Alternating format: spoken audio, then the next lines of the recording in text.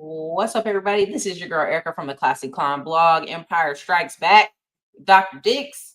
All right, you guys, drop your city and state in the chat. You know what time it is. Let's get into it. Labor strikes, AI automation, the new Empire series part 2. We're gonna go ahead. We're gonna go ahead and introduce you to my co-host, and then I'm gonna go ahead and we're gonna hit with the latest and the greatest.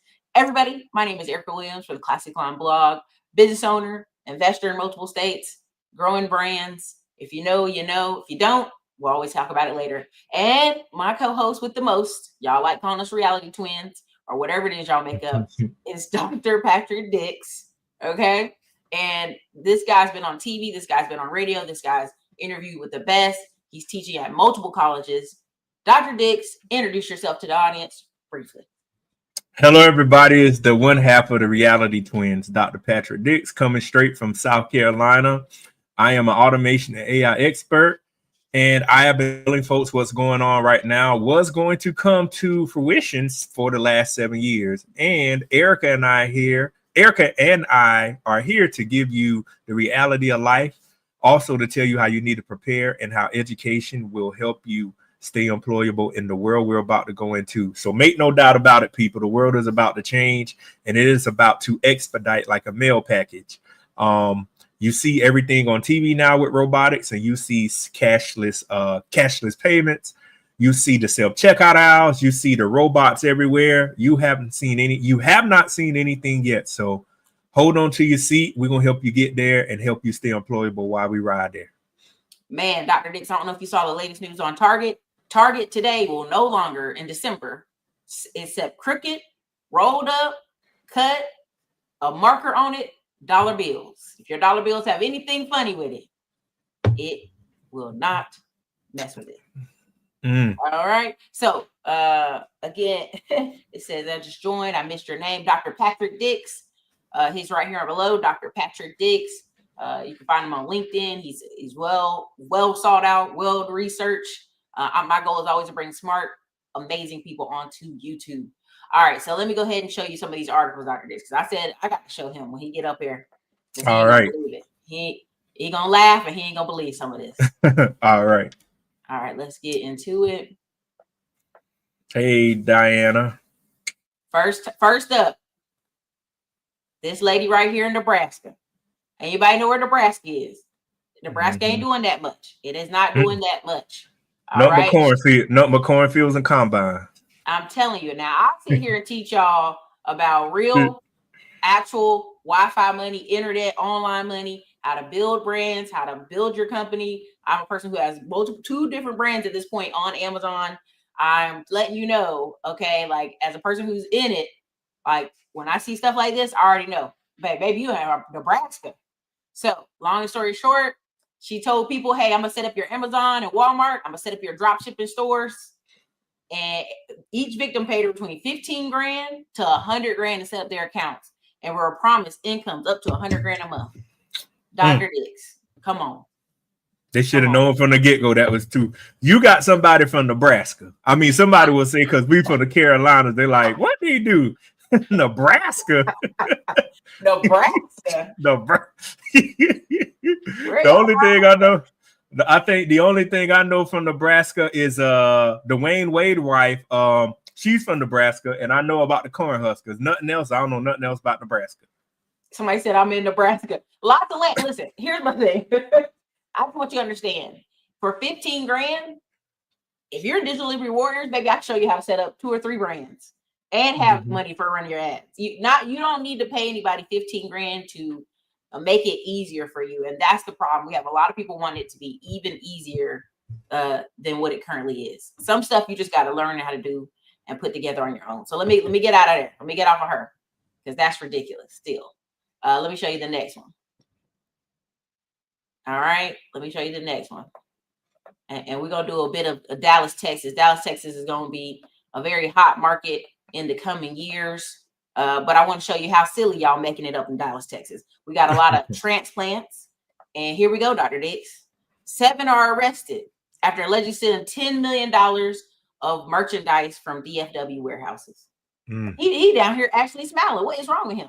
All right. Grapevine police arrest and charge 7 men for cargo heist involving $500,000 worth of VR goggles and Ray-Ban glasses. Investors say the group targeted warehouses that stored high-end items. Grapevine believe the group have been active for at least a year in the DFW. Come on, man. They really believe that they were going to be able to take items that have tracking that can be found on them. That's like taking lottery tickets out the convenience store. Come on. It says the bottom left already got a lawyer and bill money. He finna tell on y'all. And that's all he's smiling because he's snitching. But again, this is the problem. We have a lot of warehouses here in Texas, and a lot of people want to get paid a lot of money to work in a warehouse. And my question is always, why do I need to pay y'all so much to work in a warehouse? He said Pookie Productions. Oh my God. Yeah, all of them up there look mad. The first one looked mad. The other one like, man, what y'all do? The dude that closed his eyes, like, I know it's over. The only dude, the dude with the gray beard looked like his name Herbert or something. So. Yeah, his name is Muhammad, and he got to snitch on everybody. So I'm gonna keep giving y'all. We're gonna get to the tech, but I just want y'all to see some of the silliness that's coming out of here. Right? Let me go on to the next. Hold on. Because people be like, oh, Erica, why you going down? Why are you talking bad about people? I really ain't. I want y'all to understand how silly some of these folks is. Now, this right here is in Dallas. I want y'all to understand, when y'all hear about carjacking and people getting shot and killed, it's not us. This boy is 19 years old, waiting in a parking lot to meet 66-year-old Ahmed Avafkar. I'm just gonna say it like that. He was selling an iPhone 15. He shoots the 66-year-old man for the iPhone and runs away. Now, this is off Facebook Marketplace. Let me tell you something. There are machines that will take your phones. And give you there money. Are machines. Yes, we've already made the automation. You can ship the phone out. You can even ship your phone now as a reseller, personally from your house. You do not have to meet people in person and somebody take your life at 66 years old for an iPhone 15, y'all. He could have actually sold it back to the carrier too. Any of it. Yeah. And this is why I tell people, like, in Texas, you go into the chair. You already know that. Oh, yeah. Huntsville. Yeah. Texas and Greg Abbott. There is no clemency. Florida and Texas and South Carolina. You going. Needle in the arm of old Sparky. So I just want y'all to understand this, how serious it is. And this isn't always doom gloom information. I just want y'all to understand, like, why are people so upset in the economy, in the marketplace? And I can show you just countless videos of people doing really silly stuff. And here's another one. Is it gonna pull up? Now, you think the parking decks, Dr. Dix, you think about the parking decks, right? How they have all those cameras. They're very dangerous too. And you're like, well, at the airport. So at the airport, you think that's safe.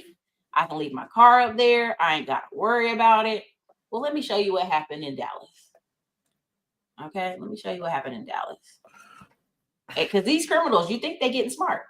But they are not. Here we go. DFW police make 3 arrests related to an organized theft ring that stole more than $5 million worth of cars from parking garages. The police said the group stole cars from parking garages at the DFW airport using a device that reprograms key fobs, and are accused of then changing the car's VIN number, retitling them illegally, then driving them over the border to Mexico. Do you know how far you got to drive from Dallas to get to Mexico? They have 14 alleged members, and they've arrested 3 so far.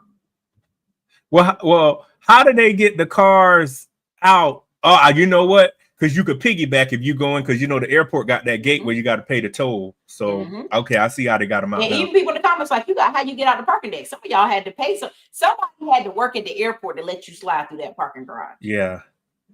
Right? Yep. How were you getting down there?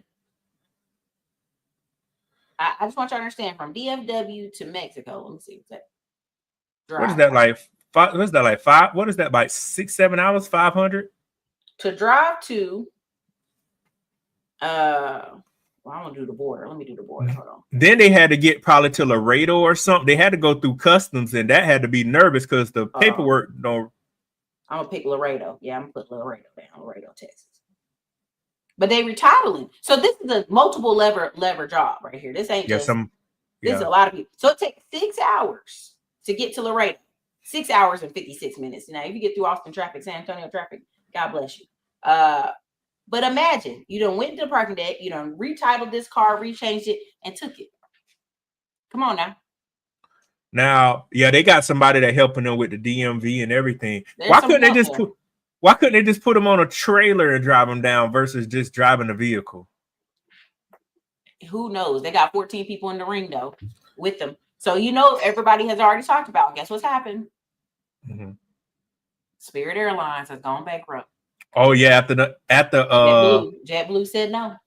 Yeah, at the Mr. James, what is it? James Barbecue Chezier, the guy the gangster down there.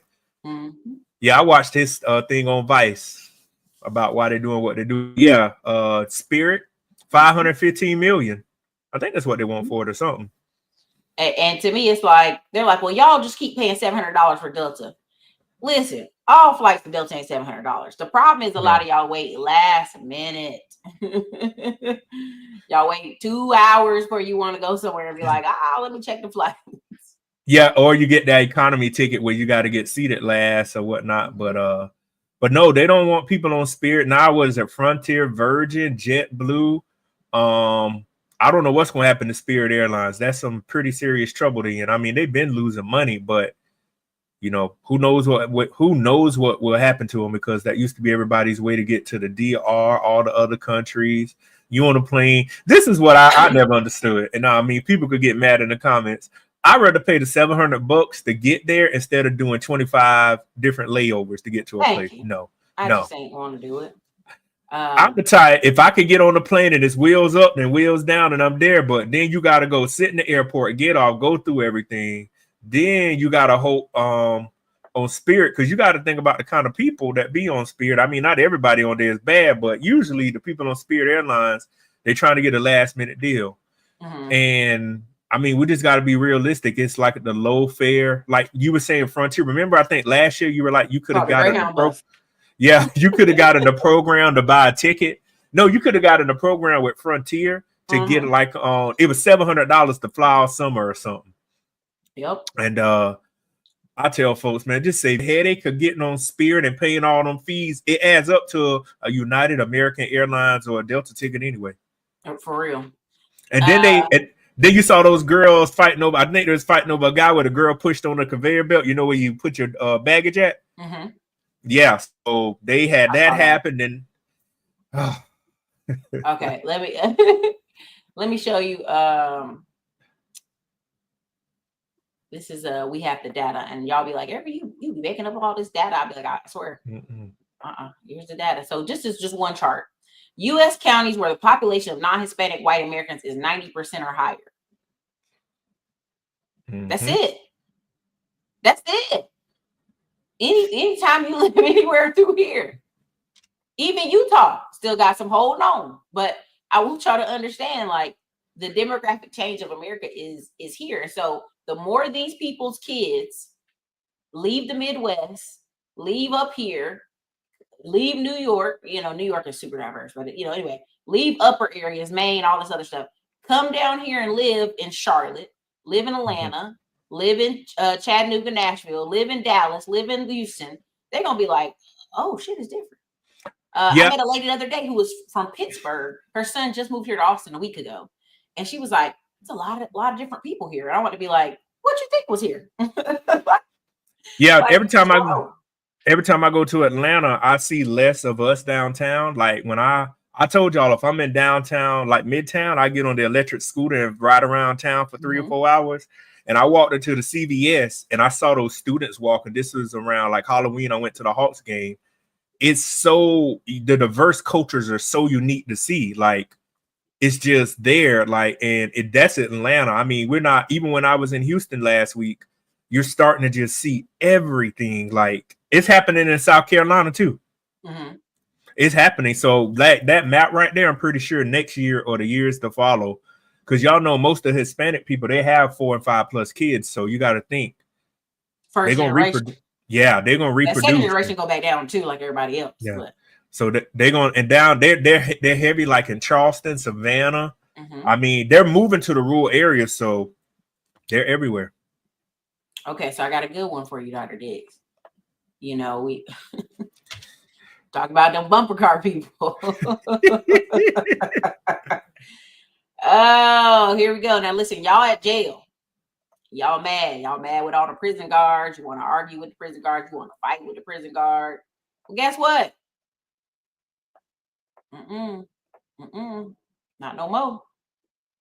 Who are you talking to? And security rounds in dorms. These jail bots can handle tasks much faster than some of us humans can. Now, they would not take the place of humans, but let's make sure you understand that. To start, 3 robots are being deployed. Each have cameras and other tech that provide continuous surveillance and real-time communications. While the robots are programmed to navigate the facility autonomously, a live operator will control them for more complex tasks. Is this going to be a game changer for you and your deputies? I think it's going to be a game changer for the whole corrections industry because it will allow us to be a lot more safer, more efficient. The company behind the robots says AI technology will help spot issues and then notify the appropriate. Owens tells me he believes he's the first to deploy robots in a jail in the United States. He says the jail bots will assist deputies with perimeter patrols and security rounds in dorms. These jail bots can handle tasks much faster. Now, Dr. Diggs, come on. What's about if they testing it now? Oh, you know, these aren't going to replace humans. You locked in a cell, you arguing with people, you throwing, you fighting. Only thing I see the first argument could be is like my privacy. They're recording me this video. Where does it go? But I'm just telling you, listen, somebody already said it before I even get out of my mouth. Them corrupt prison guards sneaking stuff in. The robot gonna watch you. The robot know what you're doing now. The camera done caught you. I watched Lockup, and on an episode in 2008 in California, they had this was 16 years ago. They had the robot. They would bring the food to different dorms, but they said the technology was so outdated, and I was surprised to see that. But yeah, you have a lot of the inmates that gas the robots. If y'all don't know what that is, guards, that mean throw like urine and feces on them. I'm like, who you gonna throw it on now? Because it used to be the most dangerous part is when they open that door, you don't know what's behind it. I'm like, what you gonna throw on the robot? And then the robot could sit there, and I'm like, how you gonna move an 800-pound robot out the way? And yeah, so that's a major game changer. This stuff is affecting everything. And as y'all know already, prisons rely on state tax dollars. So they're like, oh, we can get rid of 3 guards. But the people that get the contract to fix that robot, that's why Erica and I have been telling y'all about the blue collar. That robot is going to mess up. Either they're going to train some of the nonviolent prisoners in there to work on them, so when they get to the outside, they'll have a job, or somebody got to get that contract to fix that robot and keep the software up to date. There you go. If you think about it, most prisons, if you look at them right now, we know people who work in one. The prisoners, it's a privilege to get out your room and mop the floor. Now we would be like, I don't want to mop no floor. They're excited because guess what? They get to move around, mopping floors, cleaning stuff, moving around the facilities. They have old man camps in North Carolina, what we call them, where really it's prisoners who are like warm. What's that guy that did that big Ponzi scheme? Bernie Madoff. Bernie Madoff went to one of the old man prisons. Yeah, somebody hit him, but other than that, he was at the old man prison. And they have cats and dogs. They get to sit in the yard for long hours. That's basically all they do. They basically watch themselves. I hate to say it that way, but they have very little guards at the low level security prisons because they're usually lifers or people that's about to die, basically, people with cancer. And so imagine we don't even have time to worry about the old people. So now we're going to put the guard out there. We're going to have the guard cleaning the floor. We're going to have the Roomba working the floors. Imagine that. I don't think y'all understand what's coming because they don't have to put up with y'all striking. Y'all want to strike? Y'all want to act crazy? You know what I'm saying? You tear up one of these little robots. You think, oh man, go ahead. And then I can tell like in these cities that like people want to act up downtown where they already got 10,000 cameras. They're like, oh, okay, you want to act up? We got robots. See, the robot can go 24/7 up and down the road, and it can scan its field of vision Like, man, all it's doing is gathering data. Like, oh yeah, you on the run? Oh, that camera, the robot can go everywhere. That's what people don't understand. Don't be surprised if you go to a club and somebody has a robot in the corner, because they're like, hold up, y'all got a robot in the corner? Yeah. Like, okay, the regular security got to do other stuff. We just, hey, you want to act up? We got you right here, buddy. It's the real world. And also, even people talk about stuff delivering in the hospital scared them. Yeah. They don't have it. They're like, that makes too much noise. Well, it might be the TV, but yeah. No, people don't. I can imagine something like that too would be good, like in a crazy house.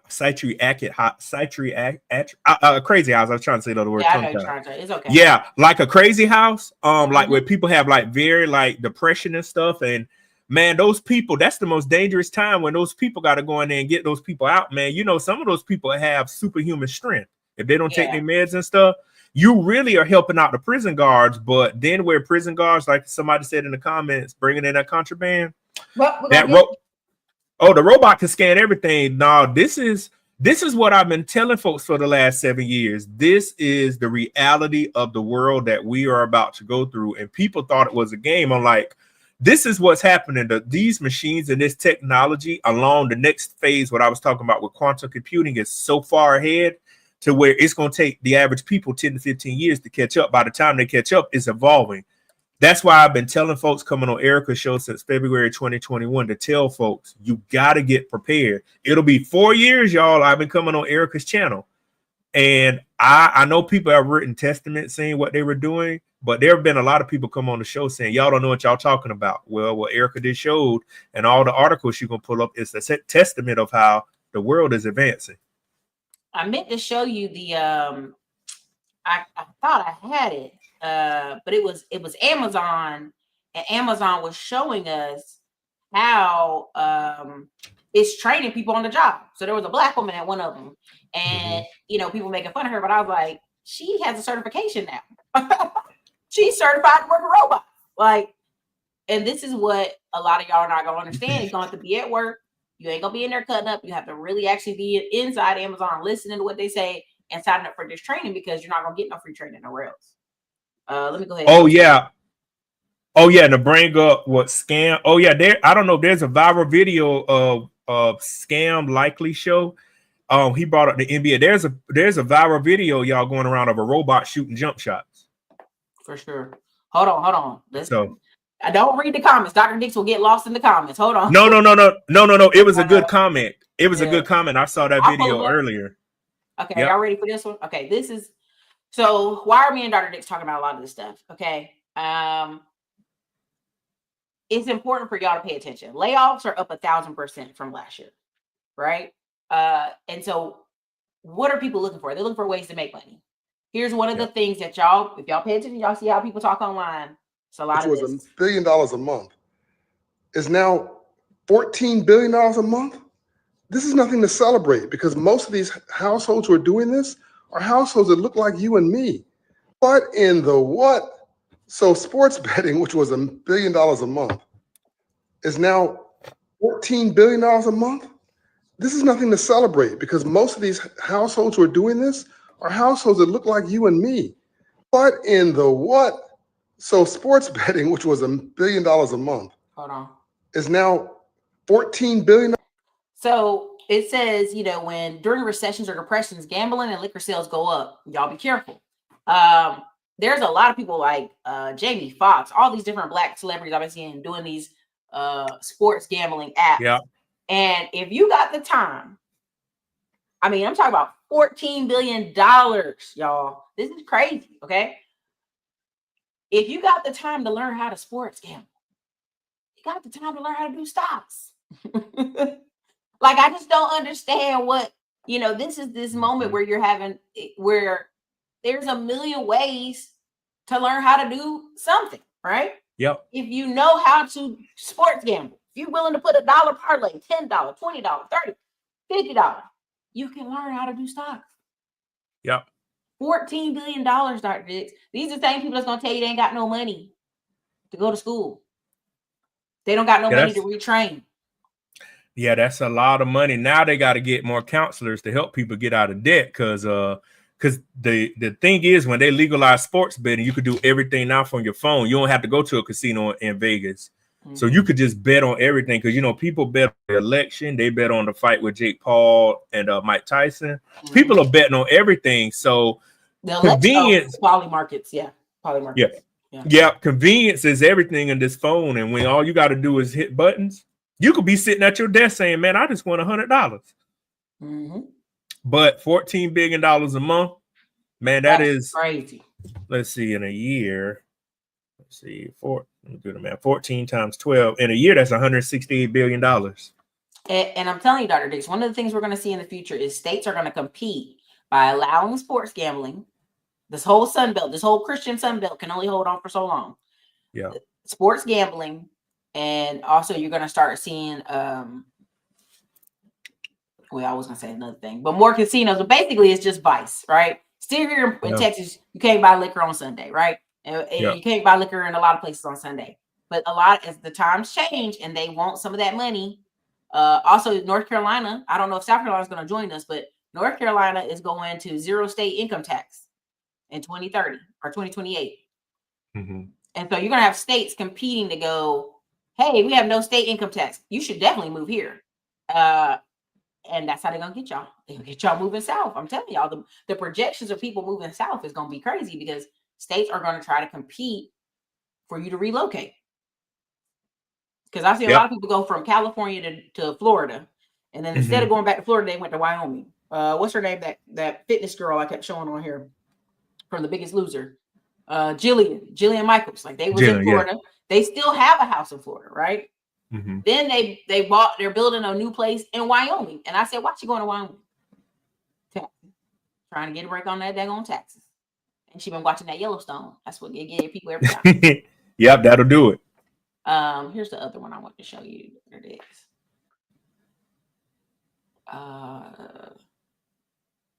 That gambling thing is very serious. And it's everybody. So I think, you know, I don't know how they're going to even manage it, but they taking everybody money, and it's just to, you know, down here in the South, the thing was no alcohol on Sundays, or you couldn't get like your narcotics, like the pills from the drugstore. And it was a certain, and strip clubs and topless bars had to be somewhere else. So, but now, like you said, a lot of those old people with those traditions are dying out, and they're like, man, we want that money if you're going to put the casino and the strip club right here and put the Bells bombing right down the road, so we all can get the whole We all can eat. So I don't know if you know who this is, Dr. Dix. This is Justin Waller. Now, he was out there hanging out with Andrew Tate and all them people and cutting up. And everybody was like, dude, where'd you make your money? Right? And everybody's always like, you didn't make your money doing this online masculine thing. Where did you make your money? And he finally showed way down the org board to make that happen, just to kind of really show what it. That he owns what? $10 million in trailers and mobile home parks. And he had a construction company, and that's what he took his money from construction and put it in mobile home parks. When you see the guy who's been on internet with Andrew Tate talking about he's a 6-figure man, show you where his real money been at this whole time. I want you to understand how big that is. Mobile home parks make money. And in this whole video, all he's talking about is how he's trying to be nice to people, giving breaks on, like, you know, the rent. But, hey, you're going to have to get up out of here. He said, if it's between me and my kids, you're going to have to get up out of here. And I don't think people understand how many people are going to try to lower their lifestyle living. Like Dr. Dick, you know, South Carolina's full of trailers, right? So what happens, right, when people can't afford their apartment anymore? What do they go look to go live in? A trailer, mobile home, double wide, single wide. But some of the mobile homes, if you try to buy one brand new, because down here, how it is, you can usually get like an acre. They have a deal. You get the trailer and you get an acre and you get it all financed together, not knowing if you miss the payments. Now, the company or the bank, which whoever you finance it through, own the land and own the double wide or single wide. Yep. So, yeah. So, yeah, man, imagine if you buy 50 mobile homes and you put them on about 30 acres of land. If not, man, you'll make a killing, because all you got to do is to be able to get a well. And I think you maybe can run 2 or 3 trailers off one well. That's the other thing. So, you know, because a lot of cities, they got city ordinance. They don't allow them in the city. They got to be in the country. But, man, you give some people a nice double wide and make sure, or you put a well with it just to make sure the pressure can stay at 35 PSI. Man, you make a killing. And you just like, man, you can rent it. I mean, the trailer cost me $80,000. I'm charging you $1,500. You know, and the lights and water in your name. All I'm gonna do every time somebody move out of it is change the carpet out of it if it's that dirty or whatnot. But you know, whatever you want to do, it's a very smart investment. So he said mobile homes are great, but it's hard to get them approved. Counties don't like them. That's why you got to go where they are. There are always old mobile home parks for sale. There's always, everywhere I've always looked, there's plenty of them. Florence, South Carolina, anything near the interstate. Yep. Like Erica was saying, where people don't have money, they have. I went to LA before. Where did I go? I saw mobile home parks. You'll be surprised where people have mobile home parks at. People sometimes just want to live there, like RV parks where they could just park their RV. But a mobile home park, the only thing is, it's not a safe structure in case a hurricane or tornado come through. But that's a very good investment. You know, mobile home parks, buy about 30 new trailers. If you can get about $2 or $3 million. Oh, people be like, somebody won't rent them. Oh, watch. Make a killing. I mean, if you can put out about $300,000 for each trailer and just say, hey man, how many what can I do to make that money back? And then everything is straight profit. And then some of them trailers, if you upkeep them, can last 30 and 40 years. You got people living in trailers from the 1950s. And then people no, I'm serious. I know. Especially in parts of South Carolina where they divided up that land and they never officially did the property taxes right. Yeah. Then they got 100 trailers on 50 acres. Their grandpa. Why you acting like South? You know, North Carolina got people in trailers too. You can't keep talking about South Carolina. We do, but y'all got 3 extra people in trailers. We like, wait a minute, can y'all chill out with the trailers? South you got like North Carolina got a whole county called Robertson County, and the Lumbee Indians in there, our lovely cousins, be fighting with each other and burning each other's trailers up. They had to literally start. They had to get special police down there because they started throwing firebombs at each other's trailers. The only thing about a trailer, it is good until the summer comes when that aluminum heats up, and then they feel like an oven. Otherwise, like how the time of the year is now, they good, they comfortable. But when the summer come, man, it feel like an inferno in there, and that's why a lot of people light bills go up, and then they have to put a window unit in. But now trailers are a good business. I mean, I ain't gonna lie. If you had about 30 acres of land and you wanted to get away from people, put you a triple wide out there and pay cash for it, man, you could live the life. And some people. I was gonna give you the numbers. Dr. Dix, there's 2,815 mobile home communities in North Carolina. Let me tell you about South Carolina. Okay. Let me write that number down before I forget it. Hold on. My poor state. Okay, listen. Listen. For the record, there's 924 mobile home communities in South Carolina, but there's more trailers available in South Carolina. Okay, 1 in 5 people in South Carolina live in a trailer. Okay, now why did I read those numbers? Why does that matter? Why does it matter? And because Oklahoma beat both of us, so it don't matter. Yeah. But there's a lot. There's 1,859 mobile home parks in South Carolina, and the reason it's so hard to get the data accurate is because you can move them. They're movable. You can destroy them. You can take them down. You can do all this stuff. But there is a thing there's websites that you can go on and pull a lot of this data up. But I just want it for the record. They be everywhere. Right down here close to where I'm at Aiken, South Carolina, 1.6. There's 158 mobile home lots. They want $1.6 million. There you go. Now, you said 156? There's 158 mobile home lots. I'm on LoopNet, and the price is 1.68 million. Price per unit, 10,633. Investment cap rate is 22.29%. High vacancy property. No. How many units? You said 150? 158. 158. So 158 times $800 on rent is what? Let me do this real quick. And that's on the low end. Yeah. 158 times 800 is $126,000 a month, y'all. Just so y'all can get that. Just so y'all know. But let me So Dr. Dick sent me some information on Marriott. So we're gonna get serious. We've been in the crazy bumper car news here for a minute. And we're gonna definitely talk about it some more, but I want to show y'all this article. Now, this is 4 years ago. Now, everybody who knows the new president is coming in. What do you think is gonna happen in Maryland, DC, Baltimore? What do you think is gonna happen, y'all?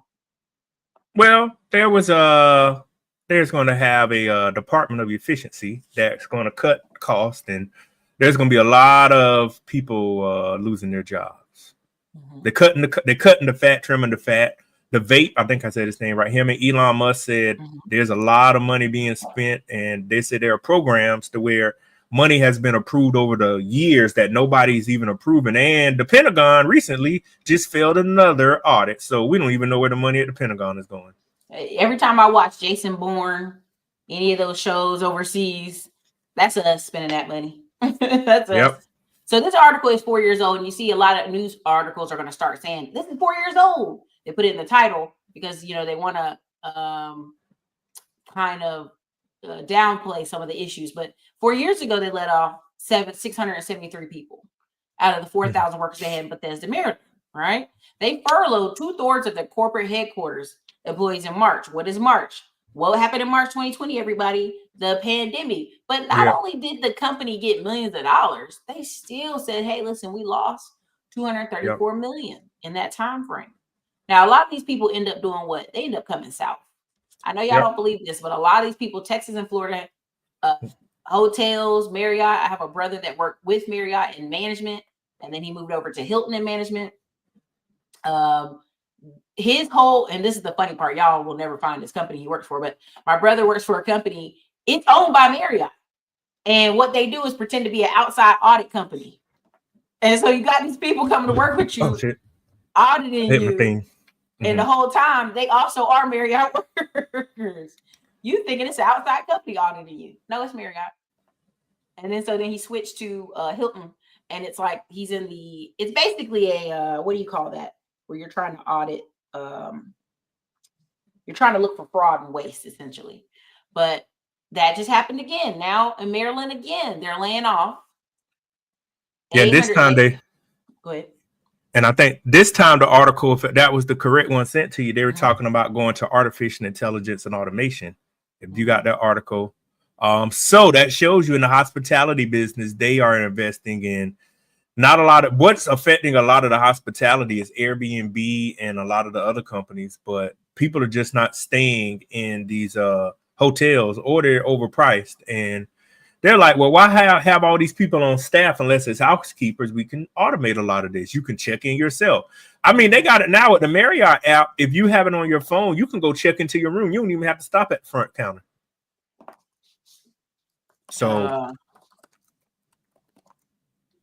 So it's just a sign of the times of how the world is going. People, like you were saying, are laying off. Technology is coming in.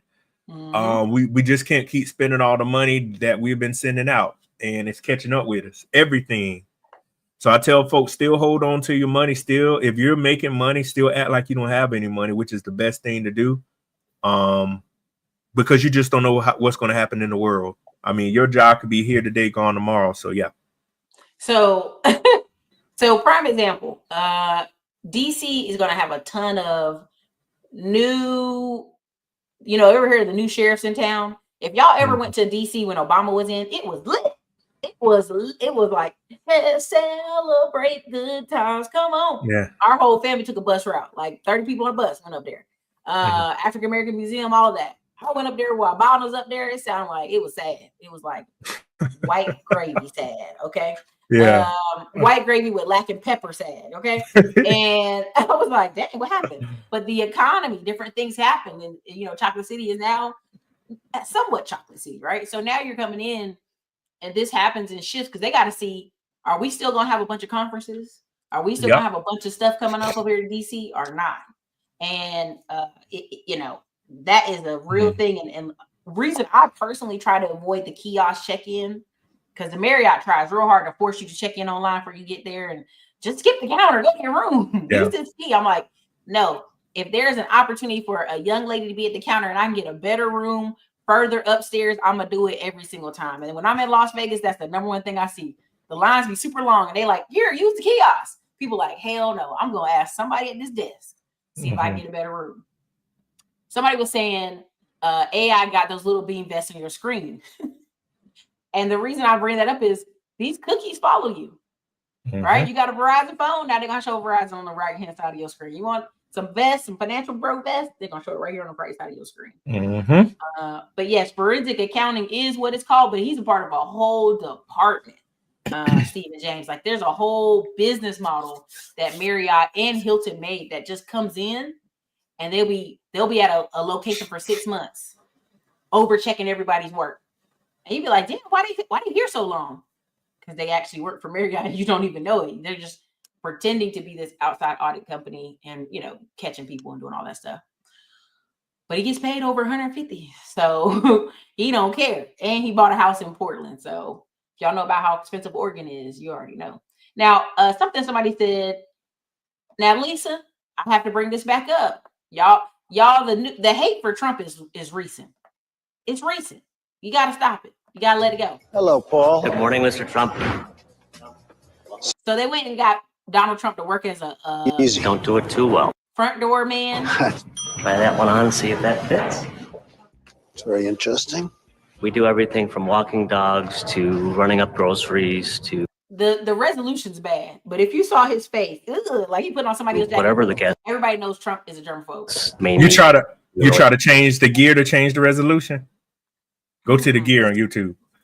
720. No, I yeah, got go it to on 10. auto. I got it No, on go to auto. 10. Go to 1080 if you got the bandwidth. Yeah, it'll be clear. There you go. It's still janky. Oh yeah, this is an old video, It's so old, but okay. It still shouldn't look that bad. Okay.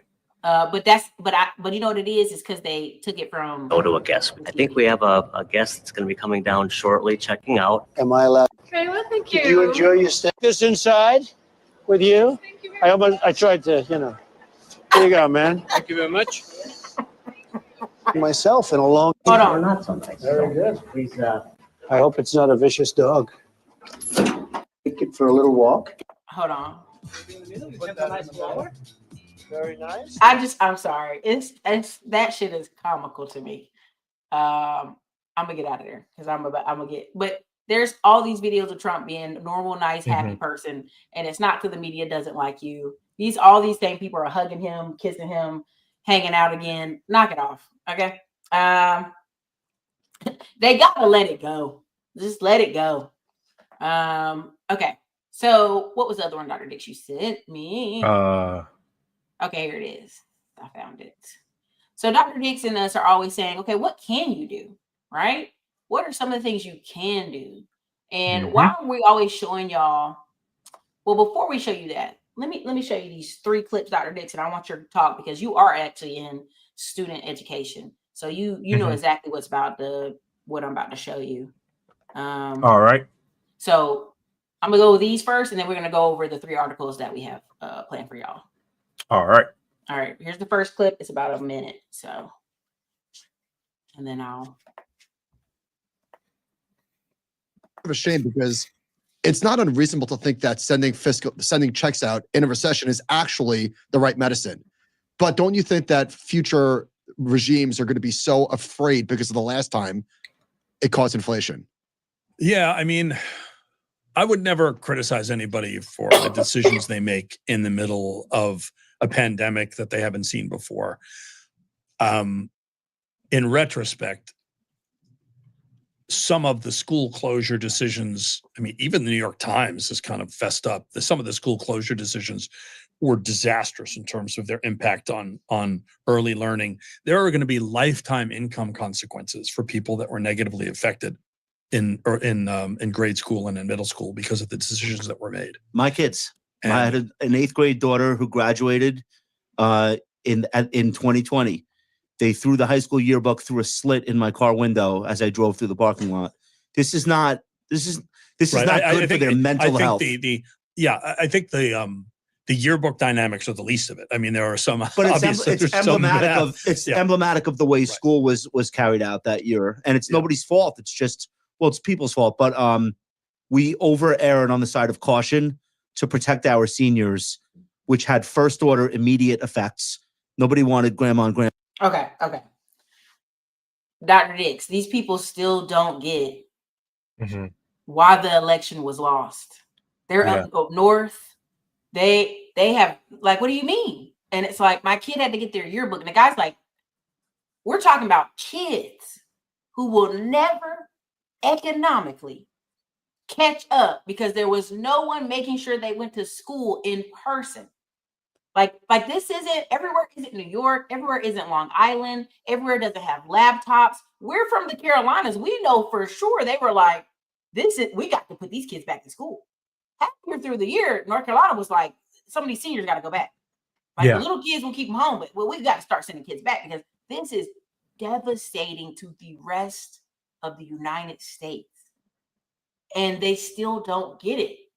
Like, I was commenting a bunch in their comments, and then people are like, oh, relax. And I'm like, no. Like, as a teacher, as an educator, you can see the effects of people who are a year behind. And so, as you see this AI coming through, what are we going to do for these people that fell a year behind, Dr. Dix? All what we can do is get them into training, but we have to be real. Before the pandemic happened, a lot of those kids weren't going to school anyway. You and I both have had that conversation. I graduated in May 2020 during the pandemic, but I went back up to Pittsburgh to do the official graduation because when I got my doctorate degree, that's how we did it. So a lot of these kids, you and I think Eric and I, we talked about it. A lot of these people act like they cared about their kids. You didn't care about your kid because in 2019 and 18 and 19, you ain't cared about your kid. That's why when people be talking about a lot of that, if you cared about your children, you would have gave them a better foundation from the beginning. Now you care because you had to sit there and read with them. Like, no, get out of here with that. You thought you could just put your kid in school. Somebody was going to train them.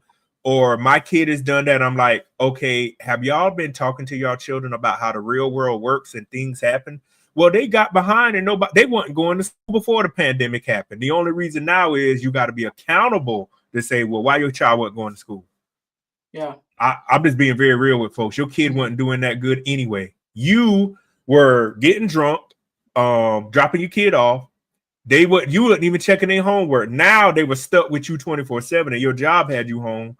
Well, I realized my child is behind. You got other parents been telling you for years the curriculum is messed up, but you didn't think it so because it would have required you to attend more PTA meetings. Now you want to get out here and talk about, well, my kid is behind. It's going to affect them. So when are you going to get over that? That was 4 years ago. I mean, the world moves forward faster. I mean, not faster. Yeah.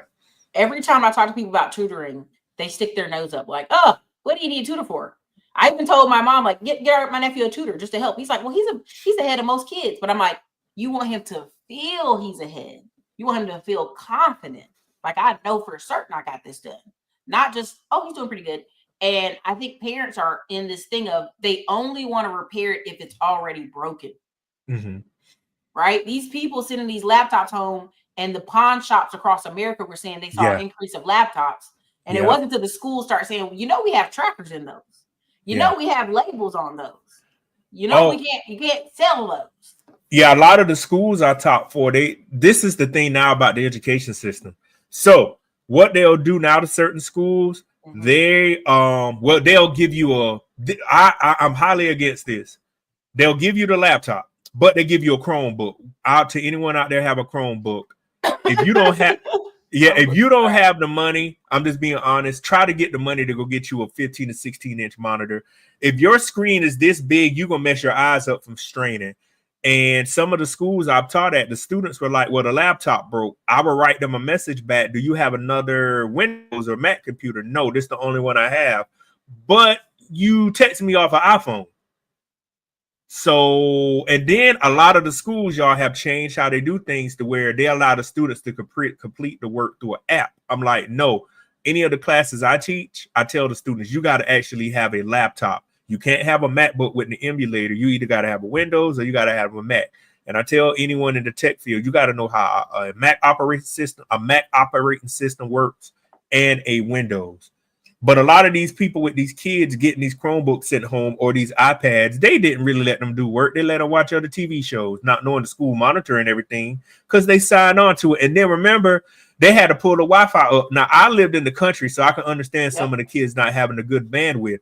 But how do you live in the city and the school got to provide a bus with Wi-Fi on it, but your kid got on $200 shoes? We got to start the whole parents accountable. Yeah. Many of these the kids were never on the right track, and it caught up to them. Like, I don't know what I'm gonna do, Erica and Patrick. What are we gonna do? Well, even as she's saying now, Chromebook monitor cloud account. I literally have an HP Spectrum 15-inch screen connected to a monitor on this desk, connected to a counter, and I'm like, I could not imagine. I could not imagine the pandemic. Like, my nephew was in class, and at one point the teacher just gave up and was like, hey, everybody show us your dinosaurs or your toys and explain what it does in a full sentence. And that worked. She was trying everything. And I'm like, you literally lost a year with these kids. And some of these parents, I mean, again, the stats, Dr. Dix. 2/3 of America is people who have high school education or less. And they live and work jobs and they have houses. And 1/3 of our country has some type of college education or higher training.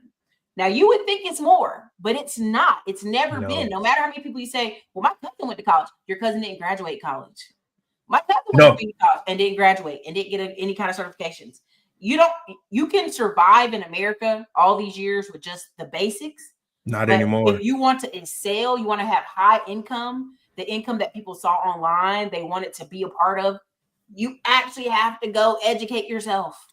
Yeah, when I went to South Carolina State, that was the biggest thing. I'm a pledge, and then they would never graduate, or they will pledge. I'm just be honest with folks. I knew from a little kid, I always liked computers, and I tell the story of growing up on the farm, and my dad had to paint body shop where we would take my brother and myself. I always told folks, and I always tell people, I knew as a kid I had to make money, and my dad was just up front with us and said, I'm not handing you nothing to you. You got to earn it. So I always knew you got to go to the right fields. Like my brother did nuclear engineering, my sister did biology, and I did computer science. We just knew as kids, and I'm realizing as I find no more people, I'm like, y'all didn't know what to major in, and y'all didn't ask somebody for help or something. So you dropped out of school, you pledged, now you whatever fraternity or sorority. But like Erica was saying, to make $200,000 or $300,000, because people think, oh, I can make $200,000 or $300,000. You don't make that kind of money without some kind of technical certification, training, and education, or all three combined. And anybody in the comments can write there. You're living in a fictitious world. We are about to be in the year 2025. Show me a job where you're gonna make that kind of money without some kind of training. Most of the people that own real estate have some kind of training or a bachelor's degree and say, well, this was my first career. I learned what I learned on the job. But people are out here on social media, Erica, selling people these fictitious dreams like, oh, you're just going to be able to make this kind of money with this degree. Even somebody that's a plumber, they got to start out and they might not make that. They might not make $500,000 to $1 million till they're like 45 or 50. Or they have a good 8 years in to become a master plumber when your title is master plumber. Yeah, there's ways to get around it, but overall, so this is another part of why I brought this page up. So they're still kind of blaming, like, Abbott shipped those Hispanic people up here to New York, and it's like, no. New York received government money as well as Chicago. Chicago had $380 million they received. New York received like half a billion. And they were shocked because, oh, wait, all these people coming up. So again, these are the maps, right? Comptroller estimate the revisions. So this is the revenues and the property taxes they were getting in New York. This is how much asylum seekers, education, rental assistance, overtime, and expenditures was costing them. This is how much they're getting. This is how much it's costing. And these are the millions. This is the billions, actually.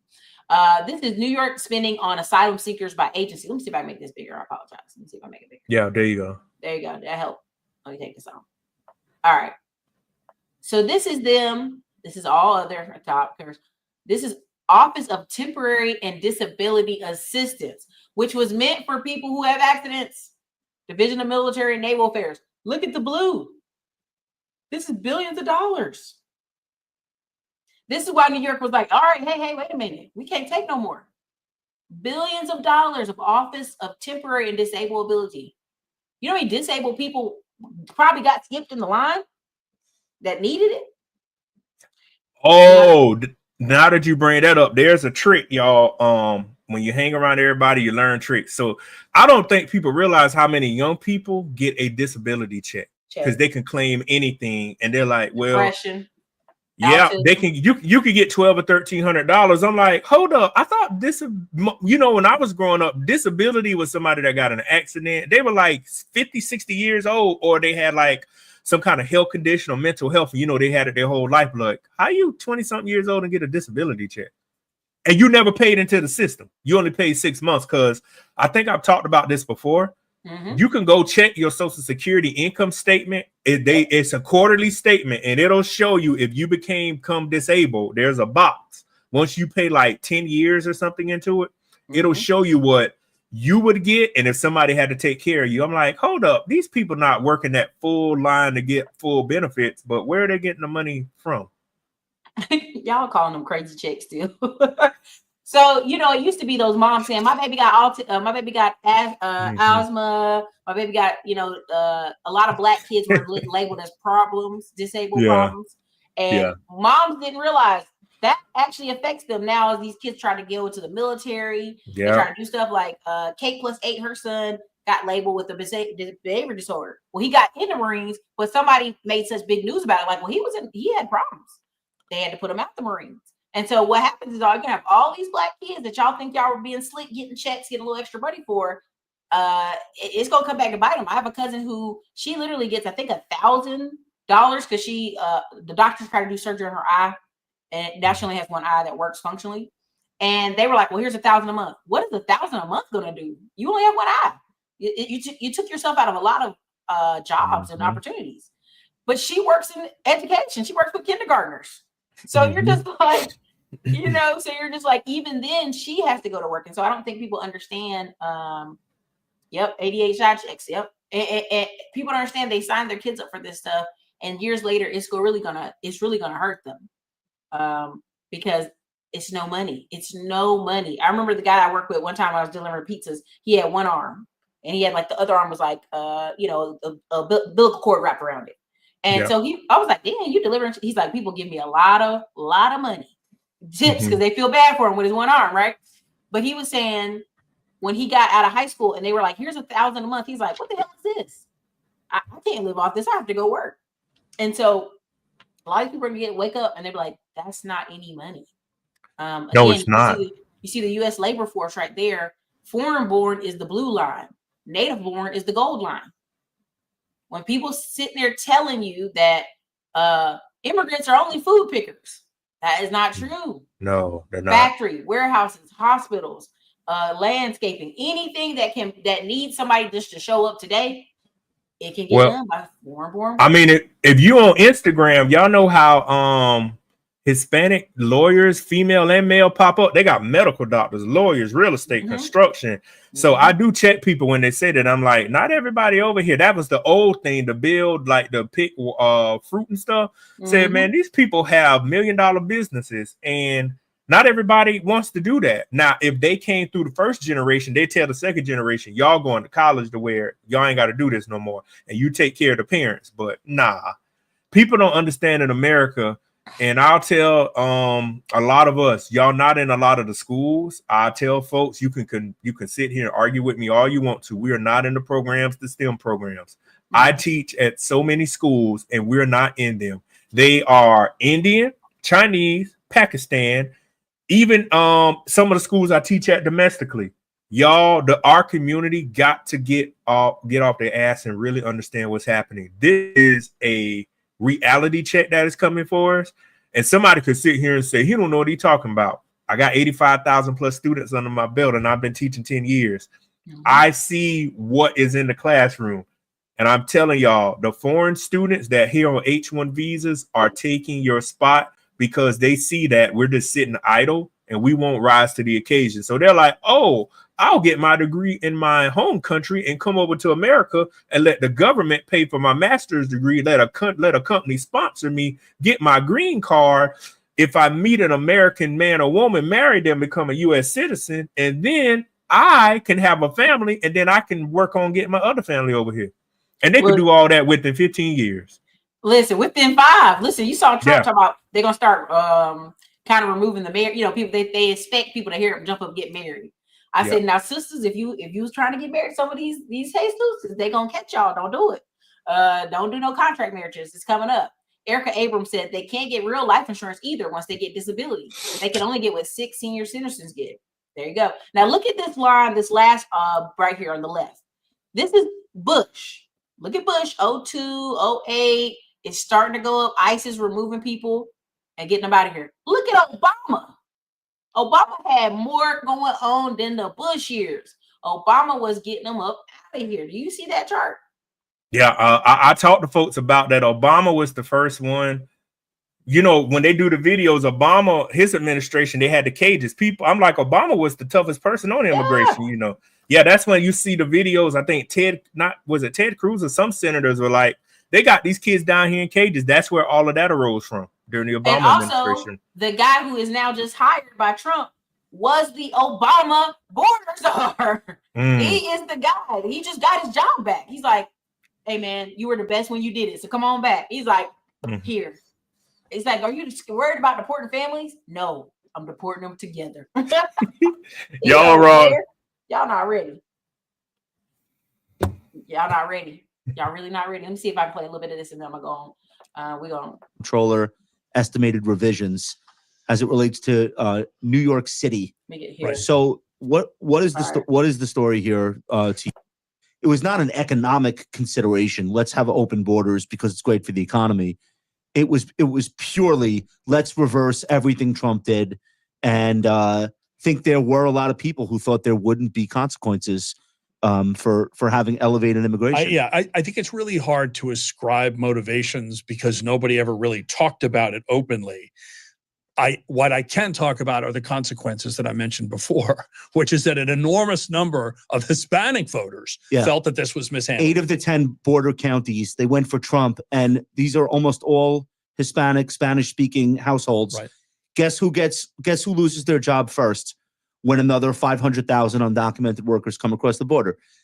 Guess whose schools go to shit when they lose control because there's too many students in a district? They're not stupid. They're not voting to make people on Twitter feel self-righteous about racial issues.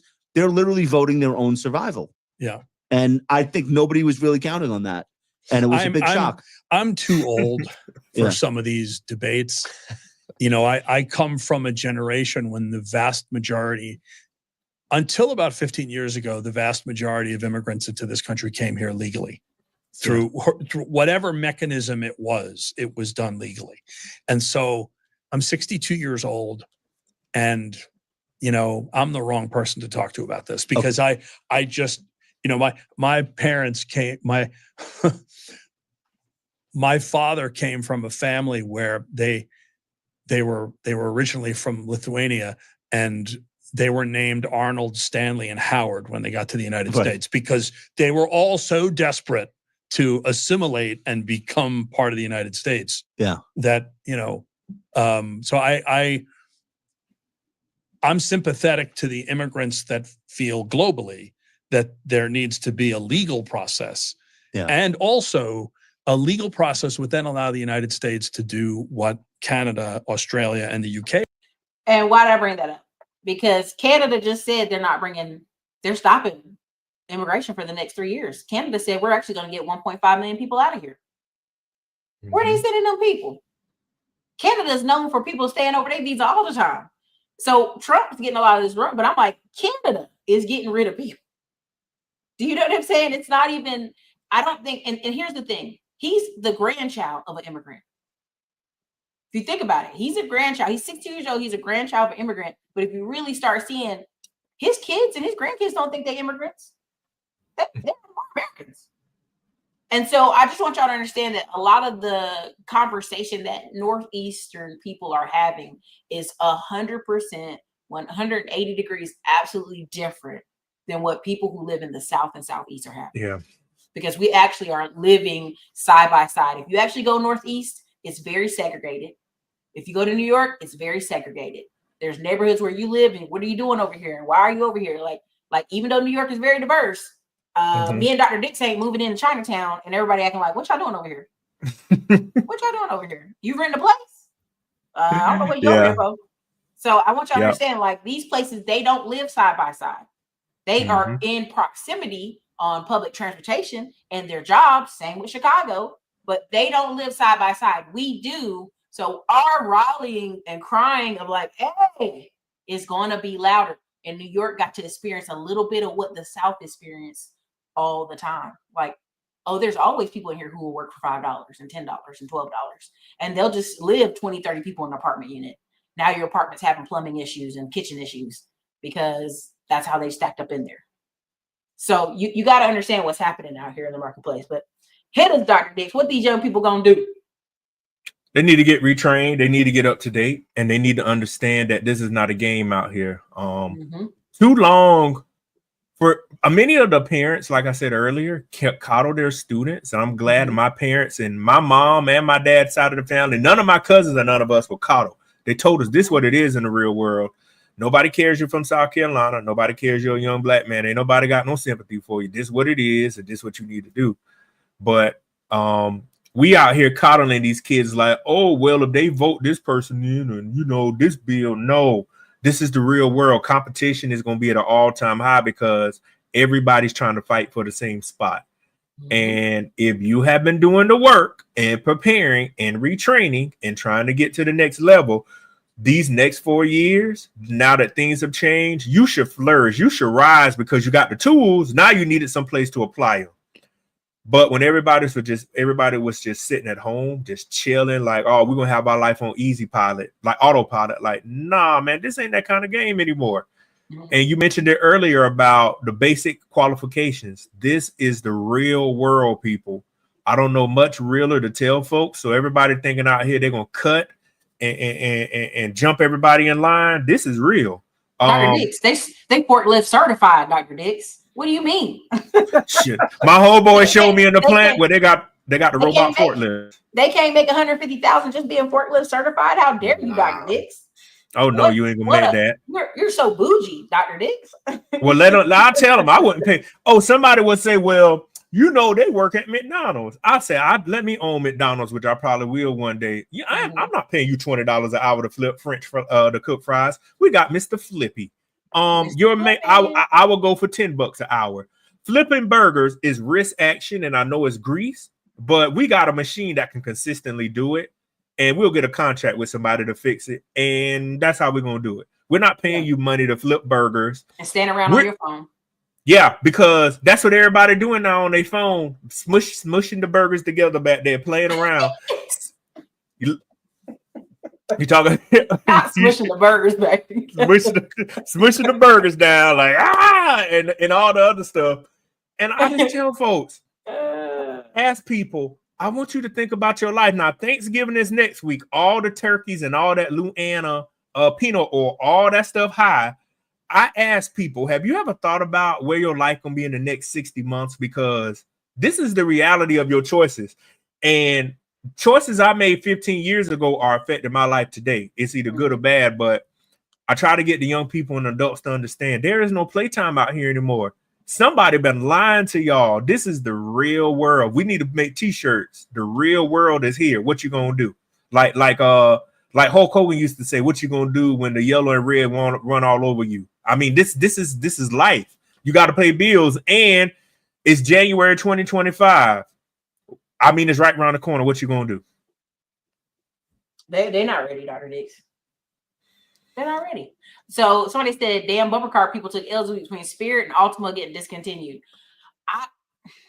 I knew Ultima was getting discontinued. If you in Texas, the Hispanic people ride them Ultimas like everybody else. You go to Atlanta, it's black people. They tear them Altimas up. Y'all know I bought an Altima in 03. It's a 02. It's 21 years old, 315,000 miles, and it still run. If I saw you come by, I'd be like, get over. It's Altima. The air don't work in it, but I'll still drive it and throw the trash out of the air. Y'all know the air don't work in it either. Stop with that. She said one time I flew Spirit and the armrest broke. I had to pay for the big seat. Never again. Come on, man. The government not buying Spirit under Trump. They will get parted out to other airlines. They will. They already filed in Chapter 11. I just thought some of these were funny. That Altima boy, that's a thought car. Altima. We need to do a segment on thought cars and what they look like with fur, with dice and eye with the eyes and the furry covers and all that. I could tell y'all pulling a brand. I could tell you it's a thought car. I could tell you which people to stay around from that drive them kind of cars. It's a whole nother conversation though. Yep. Many human jobs in place. The game is about to change. I'm going to Japan next year, Dr. Dix, in March. See some friends and spend like spend a minute there. It's gonna cost me arm and leg, but I want to see how much automation is in Japan because of the age of the population. So I just want to see what's going on. Because them robot dogs, like they had the robot dog at Mar-a-Lago. Yep. That's real. That's the future. Listen, Steven, this is what I told y'all. Them clubs where them people be setting up the police checkpoints when they leave the club, they done read your ID through the daggone criminal scanner. Them clubs is getting those damn reward poster money. They not just saying, let me see ID, brother. Come on in, coming up. No, they running your stuff through the scanner and getting money. They getting that reward money. I just want y'all to understand what's happening. Yep. And by the way, this is an announcement to everybody. For all of y'all that like to travel, remember the next time you go through the airport, you better have the real ID by May 2025. They've been extending it. You either got to have a passport, like a military ID, or your license got to have a star. I'm gonna go ahead and tell y'all that because I know a lot of people want to travel or whatnot. So don't wait to the last minute. They've extended this 3 to 4 years. So make sure you get your real ID. You have y'all missed a congressional hearing saying birds that conducts surveillance. Oh yeah, we've been known them birds. Half them birds is fake. You all right? We're gonna make it over there, Dr. D. It says robots won't demand salary negotiations. Yep. Robots can't give mouth to mouth. Them robots gonna shock you with them paddles though. Come here. What are you doing? Those digital gambling machines are almost every gas station down here in Houston. It's wow. That's why I keep telling people, I'm like, they're already implanting it in Texas. They're just waiting for the Texas next Congress come in and be like, oh, okay, sure. This is my prediction. Since Ant Dog brought up gas stations, you're going to see more. You're going to see more attendant, more cashless, not cashless. You're going to have gas stations that self-contained, self-reliant. I can't think of the word. There's not going to be a person there because they're going to be able to use facial recognition. Y'all know the only reason they really have somebody in a gas station is to check ID. Because you can get gas on the outside. They have you coming there to get snacks. I mean, just like the Amazon store. Eventually, they're going to be like, we don't need to have nobody in here. We got 400 cameras around. What, you going to go to jail for stealing a Nutty Buddy? Or 3 Musketeers? Come on, man. It ain't even worth it. So that's the next thing that's going to happen. Like, it's a dangerous job anyway. And they're like, oh, to get the tobacco, we just put it in a vending machine or something and let you put your ID up there. Then we could track you. So, I mean, y'all, that's the next phase of it because they're paying somebody $8-9 an hour to take money. And, you know, a lot of the banks are still around saying, well, we got old people that come in here that want cash. I'm like, nah, that we're going to go to eventually all the brick and mortar banks going to go away. I mean, they can't, the operational cost of them is just too high. The new, if you look at the new Chase banks, they're pretty much 4 or 5 lanes of digital where you go to the ATM. And if you need to speak to the person, there's the chute there. That's what we're switching to. I'll take a picture of the one here in Austin, but they made a brand new, they tore down this little corner store area and they put a brand new Chase bank and it's got all these lanes. So it really ain't no parking lot for you to come in and do your business. It's really for you to go through the lanes. And if it's use ATM, if not, you can use the teller chute. And I said, that's what they're going to start switching all of them to.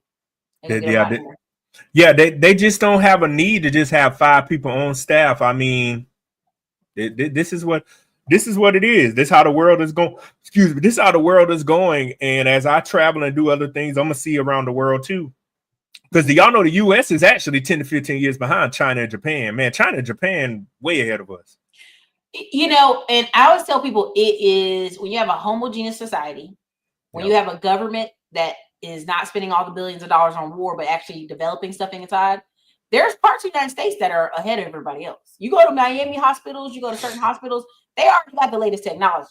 It's just some of y'all will not have access to it because it costs too much to have America, all of America be updated. That's why you can go to places in Oklahoma and be like, damn, what is this, 1982? You can go to places in Portland, Oregon and be like, what are we in, 1994? That's parts, there are parts of America that's like, what you talking about? Like when you talk about these factories leaving parts of New York, when you did the show last week. Yeah. These guys are like, what am I gonna do? And it's like, you better go work remote. You better go figure out what to do with your hands. But they're not there yet. They're not. So Sweet Yoni said, I'm originally from NC, but we have a lot of trailer parks. However, South Carolina got us beat. No, they probably do got to. I mean, thank you, Sweet Yoni. I think Oklahoma got us beat too by like 10x. Cutting costs is good as long as it's not going to billionaires. For sure. But ultimately it goes to shareholders. Yeah, I think a lot of people trying to go back to the 80s with Reaganomics, which was the worst thing, thinking the trickle down was going.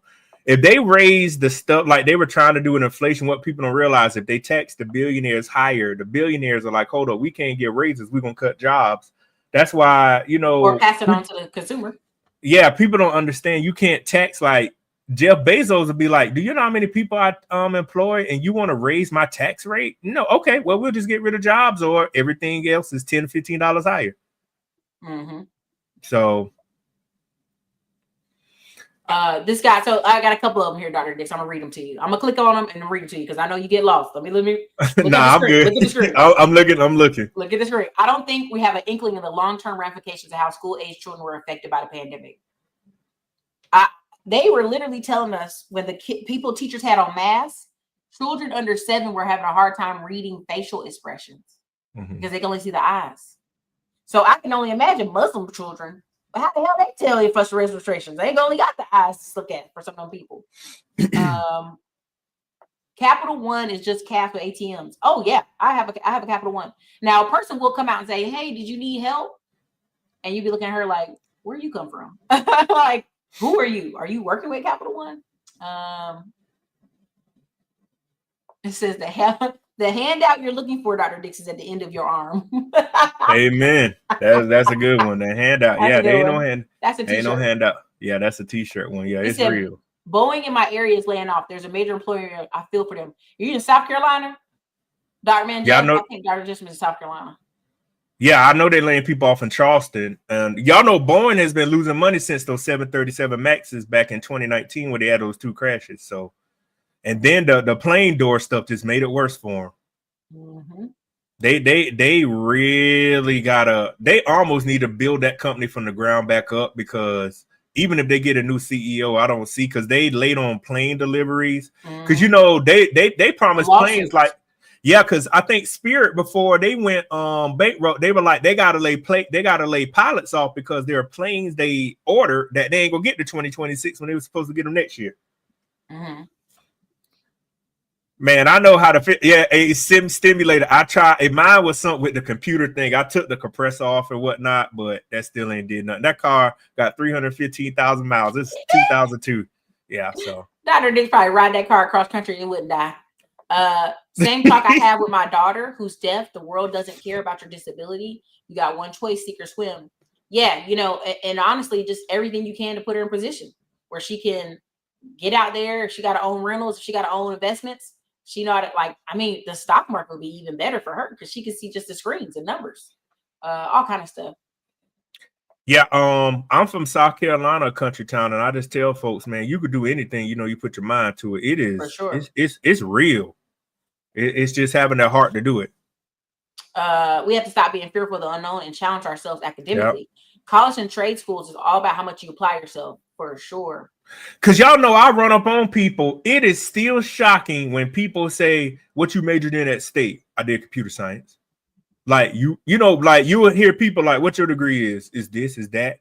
it's still odd to hear like our culture embrace STEM or trades. Like, man, y'all, we got to embrace this if we want to. This is the new generation. This is the fourth industrial revolution and the digital evolution. We got to embrace what's here. Now, what people used to major in back then and have like their regular degrees or whatnot work, but this is a whole different time. And I mean, you can make more money in the blue collar and STEM and mental health than some of these other folks made in 20 years. You could do it in half of it. It's just what you want to do with it. Dr. Dix just said, I got rejected from 3 jobs for using Chat GPT on my resume. Oh, there's some articles online where today or yesterday where people are saying that recruiters are like, use AI to apply for jobs in your resume. I'm like, okay. The computer will kick you out. Yeah. Circle K already has self-checkout. Yep, that's correct. Mm-hmm. It says New Jersey is still illegal to pump your own gas. And somebody said that's because the mob's still over the gas. For sure. The mob is still over the gas. The money is not in the gas stations, it's in the market inside, for sure. If you look at Quick Trip all over Texas, they got fresh food, fresh delivery, bakery, cakes. I mean, it's crazy. Damn, I saw self-made FedEx just laid off 300 workers. Wow. Dang. Google it real quick. Let me see. Yeah.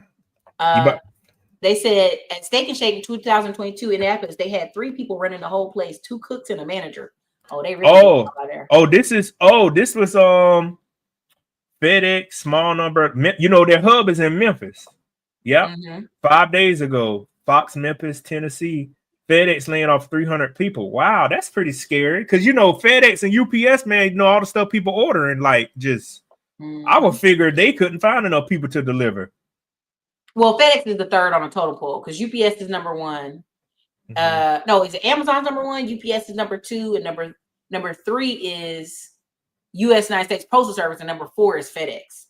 So FedEx is behind. Oh wow! Then in June of this year, FedEx plans 4 facility closures, layoffs in North and South Carolina. They laid off 310 people back in June. They did 69 people in Conover, North Carolina. West Columbia was 134.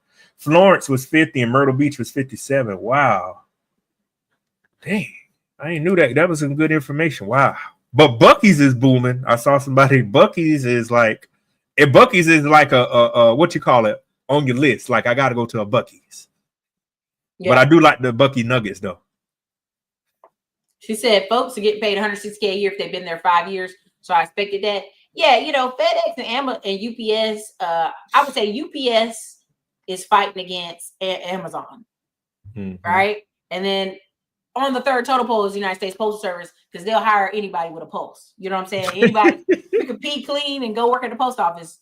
You know, every year they stealing millions of stuff out of post office. It's real ridiculous. I don't even know how they stay open, but they do.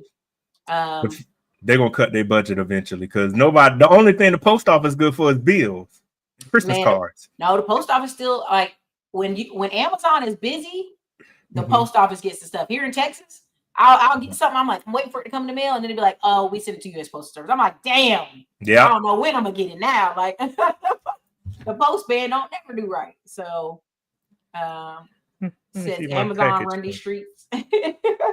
So, Dr. Dix, you have a webinar coming up. Yeah, it is December 17th.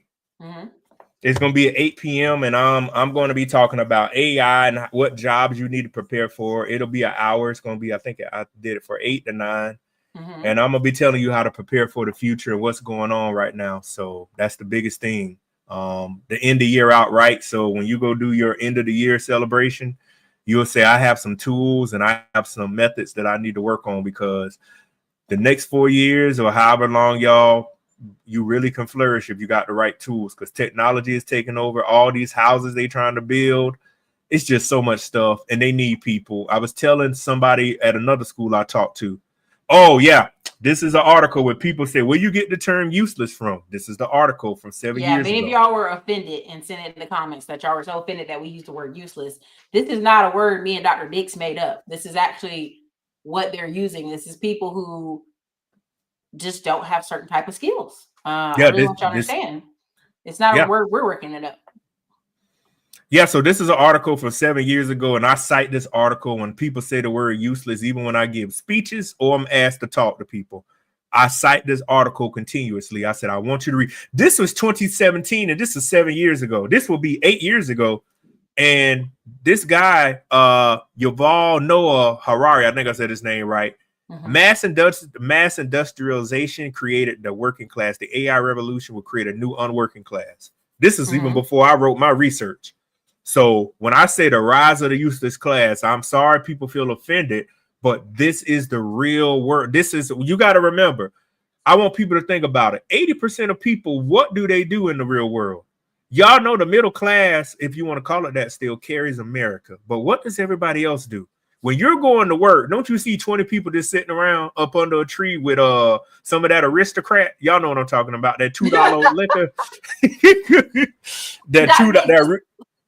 This is part of the reason I start talking about women were going to go home from work. They laid off 800,000 women during the pandemic. And I was like, when they said 2/3 of children, what do you call them, daycares were closed, I said, yeah, because the women went home to watch their own children. You know, and not that women watching children at home is a useless class. That's not what I mean. It's going to be families, and it's going to be people who live in multifamily properties. The fastest growing thing you see built in Houston is multi-duplexes. And even the thing I'm going to tomorrow, if you guys are near the Austin area and you're interested and you want to talk about it, message me at Middleman to Millions or DLW. We'll talk about the event tomorrow. But it's essentially talking about building multifamily, because who buys it? People from California, people from New York, elderly ladies, because they know the other side is paying the rent. And now that her and her kids can stay in that part. There's a lady that lives downtown Austin. I know right now she has 2 ADUs in her backyard. She rents them out to nurses, and the other one she rents out on Airbnb. They're going to have to figure out something to do with these people. There are a lot of women that are not going back to work. Yeah, and it's scary. This is what I reiterate and try to tell people for the last 7 years. I would tell people this in 2019 and 18. You know, people would look at me like a deer in the headlights. I'm like, y'all, companies are going to automate themselves. I said, don't you see it? Now I look like Nostradamus, and I'm like, no, I've been trying to tell y'all to prepare. I'm like, I'm preparing. I'm one of the very few people, when I come across information, I share it with people, because there's enough money out here for everybody. There's no need for me harboring it. What I try to tell folks is you got to prepare. You don't want to be part of the useless class. There are going to be people just sitting around, and then people coming up with this. They're not going to do that. They're going to give people universal basic income. They're not going to pay you to sit at home. Please stop it. So if you don't have a job, or you're not a producer in America, but a consumer, you got to ask yourself, where are you going to get money from to live? It's a hard pill to swallow. All of us are consumers and producers. But what are you going to do when you need money to buy the necessities? Just be honest. Houses may go up, they may go down. Car prices. What do car prices stay the same? What is food?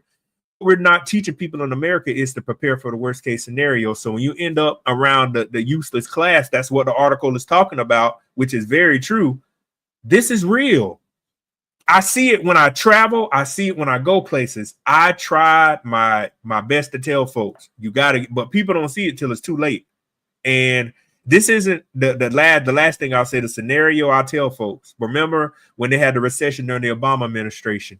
The only thing people were missing, they couldn't get a job. Now, if you lose a job, where are you going to go work? You can't go rob people. Y'all saw that prison robot. They have cameras everywhere. Technology is making it to where you can't even be a thief anymore. So I ask people, look at yourself in the mirror. What you going to do? You can't sell drugs. How you going to sell drugs when the Fed's capping all the phones? They used to have they used to have the burner phones you can get out Family Dollar, to where you ain't had to register it. They've been got rid of that. Now you got to register a phone with an ID and a license and a credit card. People, it is coming down to producing. This is real. So and the next time y'all travel to, ask the Uber people, what the Uber and Lyft people, the people told me, man, they only get 15 or 20%. Man, some of the rides I got in Houston was $60, and I'm like, what? This was the base. If it's $60, the driver gets 20. Yeah, that's what they would tell me. They would sometimes they would ask me, how much is it charging? Like for me to go from the airport to where I live is $50 every time I leave Austin. Yeah, I'd be hot. I'd be like, yeah, because they would come get me from Hobby. I would be at Hobby, and then they're like, I'm like $55. I just need to go to the hotel downtown, and you ain't got no choice. I'm stuck here at Hobby because I don't never go to Bush. It's all the way out there, but this is real. I mean, they don't get any money. I mean, y'all, it's survival of the fittest. The DoorDash people be mad. The DoorDash people are mad. So you just take everything that Eric and I saying. The tips too. They be lying about the tips. Now, sometimes the Uber has went over to give them 100% of the tips, but before they only gave them like 50% of it. I was like, y'all got to stop playing. Y'all got to stop playing with these people. Those people so out there. He said the Euclid cast was doing the milk crate challenge. Y'all, when I saw people doing milk crate challenges, I kept thinking, this is why we can't have universal basic income, healthcare, because y'all out here climbing on milk crates. That don't even make no sense. Where are y'all finding these milk crates? First of all, that's why I was like, this is a government psyop. They dropping milk crates in Black communities. What's happening to us? Then I see y'all out there climbing on them, and y'all know y'all built wrong. And y'all climbing on these milk crates, you got stick legs, big giant SpongeBob square body. And I don't understand. That to me right there was I said, wait a minute, this is a moment in America. Yeah, when y'all follow, when we do the webinar, I give everybody more more tips and stuff, but I'm just gonna be up front in the presentation and give y'all the tools, tell y'all what's happening. And lastly, don't believe what these people are telling you on social media. This app will help you do this. Every time y'all use one of those apps, like if you got a business, you're training a machine learning to take somebody's job. Go be I see the word ER. Go be a phlebotomist. Y'all know they can't automate how to put a needle in somebody's arm to drain blood. If you want a part-time gig, go be a phlebotomist. They don't even have enough people to drain people's blood, to take their blood. That's something they can't automate. It's too delicate. There you go. I just named a profession. You can do it on the weekends. I mean, go do it. Be a certified phlebotomist. Mm-hmm. Yep. Yeah, they did a bunch of lawsuits, so now they have 100%. So no universal income due to America being in tremendous amount of debt. Governments are in the process of trimming and fat cut programs. I'm telling y'all, like, people are really talking about how we should have UBI, and I'm like, I don't think you understand, baby. You're gonna be living out in the woods. You're gonna be like, when I see some of these movies, I'm like, I really be wanting to pull them up. I'm like, y'all gonna be out in the woods somewhere in a van, just happy to be in the van. The Little van house ain't on the got prairie. no gas on it. You just out there because they're gonna make sure y'all get out of these cities and put y'all somewhere else. They go put you by the stream and say, you want it UBI? You got to catch your own food. And half of y'all don't know how. And half of y'all don't know how to scale no fish or get the guts out of it anyway. So that's some old country stuff over there. You got to catch your own food or whatnot. But I'm telling y'all, man, this is real. It's an exciting time, y'all. We're not dooming and glooming, y'all. But if you prepare, you still got time. If you see what's really going on, I'm telling y'all, man, this is the time you really could take your life to the next level. Mm-hmm. Yep. I'm telling you, it said, listen, it's Skynet taking this man away right here. But look at what's happening to middle managers. If y'all take my word for it, go look on YouTube today. Look up, I was making 180 and now I do gig jobs. It's a trending video topic, the way people are using the title. But it's a bunch of white women in their 50s. It's a bunch of men in their 50s. These people are not, if they're not in a government job that's going to, kind of roll them out to the end, some of these people in these 50s, 60s, in these middle management jobs are not prepared. They have not made enough networks, connections, or any investments. I don't understand how you in your 50s making 180 and don't think, I need to get a rental, I need to get something else. So here it is. I found out MRI techs get paid for sure. Radiology is a big one, Dr. Dix. I've noticed a lot of young Black people getting in radiology. You just got to study the anatomy and everything. It's really, really good. Listen, I'm so afraid to leave my government job, so secure, but I need more income. I hear you. I ain't gonna lie. Not the Yang. Yeah, they were really big on Andrew Yang. He's like, oh yeah, he's talking about we're gonna get some UBI. And I'm like, oh, y'all don't know. Y'all not ready. They don't got no money to do it. America's trying to figure out where to cut money right now. Yeah, it's gonna be a little ugly.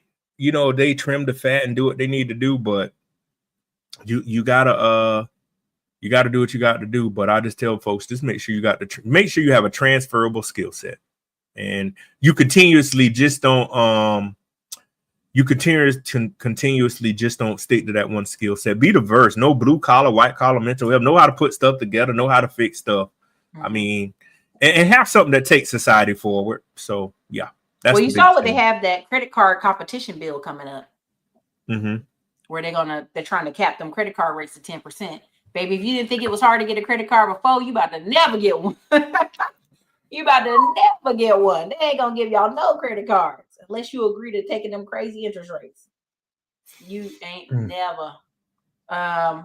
But you know, Dr. Dix, again, tell them where they can find you online.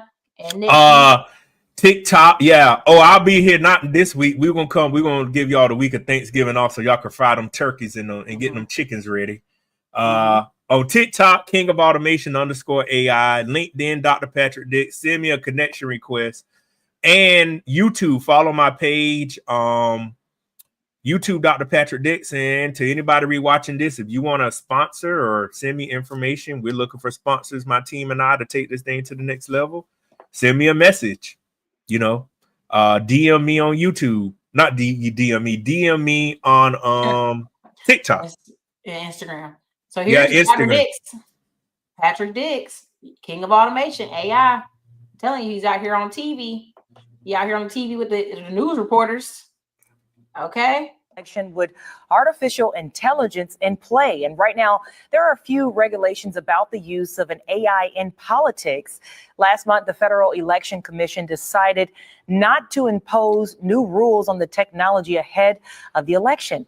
And joining us now to talk about how artificial intelligence can impact voters is Dr. Patrick Dix with the advisory board at Lone Star College. Good morning. Thank you so much for being here.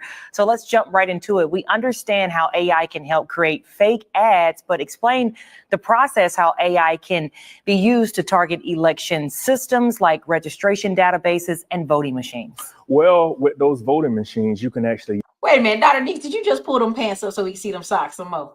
No, I think I was trying to read. Y'all know that was live too, man. That was not recorded. That was live TV. So we have many people now that get their information off of social media. And with early voting started in Texas, you can go to your prospective county or prospective area and see the sample ballot. Just like when I'm in South Carolina, when I decide to go vote next week, I've already looked at the sample ballot. And what process do states have in order to ensure that voter information is safe? Right now, the best thing they have in place is some type of cybersecurity. But with the use of artificial intelligence, we have to make sure that information is more encrypted. We have to make sure it's more safe. You're going to have foreign hackers. You're going to have domestic players that try to get into these databases and possibly even wipe out eligible people that can vote. And they can also make it where somebody that has voted once can vote again because the system didn't recognize it. Okay, y'all, did y'all see Dr. Dix on that TV? He said, look at it. Look at the socks. Look, he over here on this. He on the radio now, okay? Well, yeah, socks. Yeah, Young Jock wasn't there that day, but I've been going to the Streets Morning Show for like the last 2 years. So he on the live TV. On the TV. On the real deal over here, y'all. Okay, y'all get on Instagram and give him the comments. Bam, he had rolling out. That's when he had the mohawk. Well, that's why my hair. I'm doing a little mohawk again, so Okay, Dr. Dix be out here in these streets. Y'all think I'm joking? Look at him. Boom. Hello, Dr. Dix. Huge moneymaker for the city of Houston. Do you anticipate some jobs in that industry to be replaced as well? Yes, because oil and gas, it deals with drilling. That industry is very dangerous because it takes a lot to drill for oil.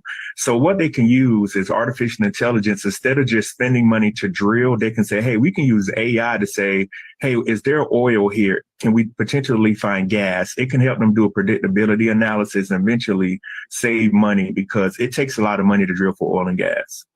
And that's just it. It's all. Look, y'all, go on, listen. Dr. Dix be on TV, y'all. Y'all think I be joking about when I bring people on. They be doing it.